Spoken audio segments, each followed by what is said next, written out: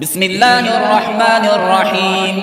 اقرأ باسم ربك الذي خلق خلق الإنسان من علق اقرأ وربك الأكرم الذي علم بالقلم علم الإنسان ما لم يعلم كلا إن الإنسان ليطغى أن رآه استغنى إن إلى ربك الرجعى أرأيت الذي ينهى عبدا إذا صلى أرأيت إن كان على الهدى أو أمر بالتقوى أرأيت إن كذب وتولى ألم يعلم بأن الله يرى كلا لئن لم ينته لنسفعا